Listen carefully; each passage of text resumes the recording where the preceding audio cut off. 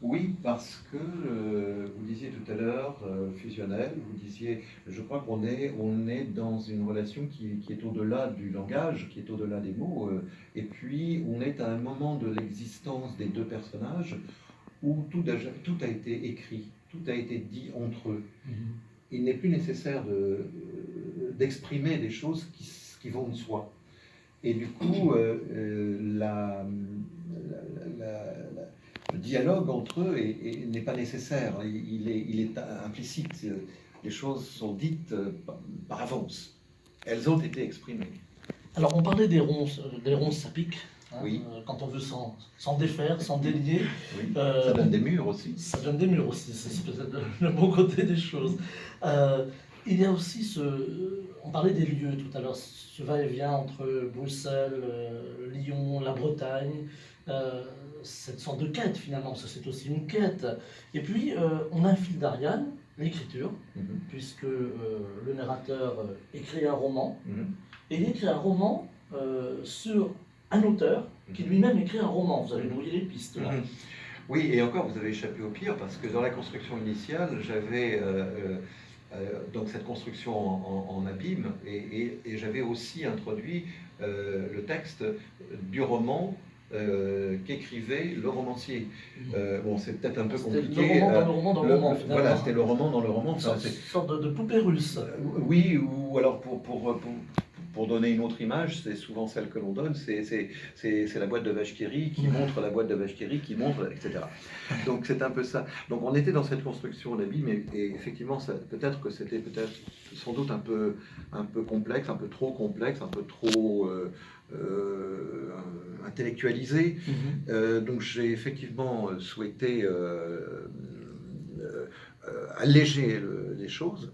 Donc il y a effectivement des personnages qui est écrivain et qui écrit ce roman, mais alors qui écrit le roman d'une relation de couple qui elle-même est en train de se terminer. Une relation de couple qui est conflictuelle, voilà, qui est dans une lutte de pouvoir et qui n'est pas destinée à se terminer bien. Voilà. Il y a une forme de croisement d'écriture en fait qui relie ce roman dans le roman. On a le sentiment évidemment que le personnage principal, alors vous avez brouillé les pistes d'ailleurs, Michel Philippot, il a plusieurs noms, on gardera le nom du début du livre pour laisser le lecteur découvrir Alexandre. Alexandre écrit finalement son histoire. Oui, d'une certaine manière, Alexandre... le roman, en fait, fonctionne en boucle. Enfin, la fin du roman ramène au début.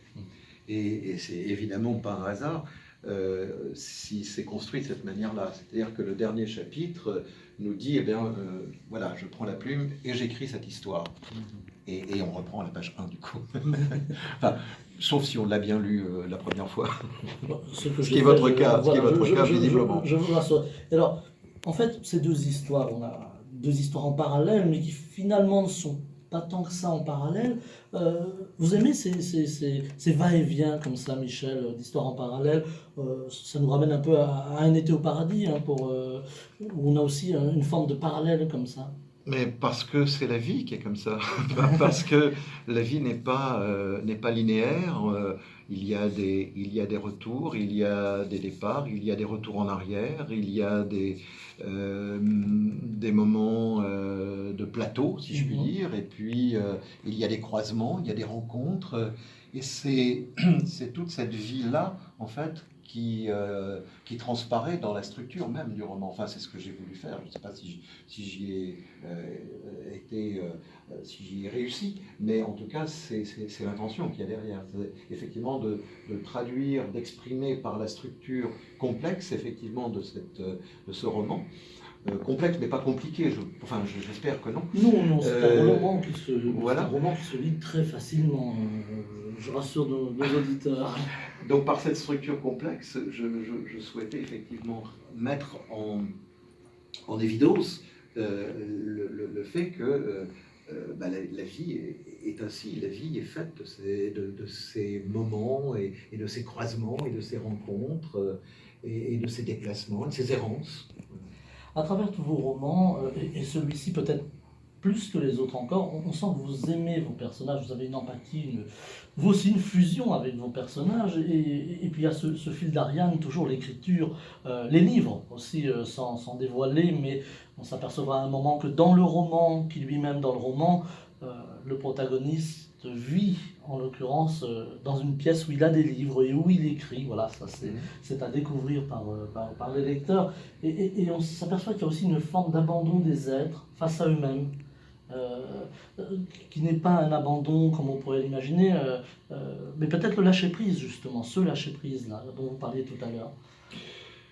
Alors, je ne sais pas trop, l'abandon, je pense qu'il y a un moment donné où on a fait le tour d'une question, où on a fait on n'a pas forcément le désir d'aller au-delà, on n'a pas forcément le besoin d'aller au-delà. Et peut-être que la sérénité, la paix intérieure vient non pas de ce renoncement, mais de cette acceptation. On ne renonce pas, on a conscience que on s'est battu, mais à un moment, se battre ne sert plus à rien, parce que les événements nous dépassent, et du coup, il est nécessaire d'entrer dans cette acceptation, tout simplement pour continuer à vivre. Alors toujours en partant du lieu, il y a aussi le